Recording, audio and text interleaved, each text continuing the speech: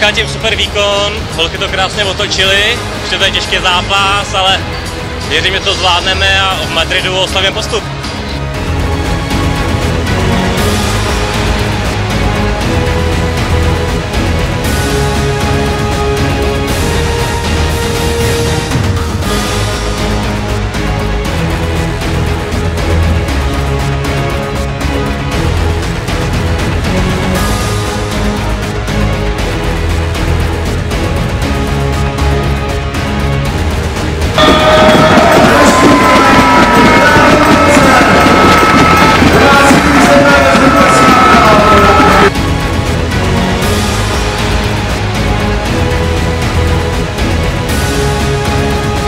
Ten tlak je vždy na domácom týme a to sa prejavilo aj v prvej štvrtine hlavne, kedy sme hrali hodne nervózne a až príchod Ilony Burgrovej zmenil obrázok a začali sme sa viacej pohybovať a od druhej štvrtiny sme boli jednoznačne lepším týmom.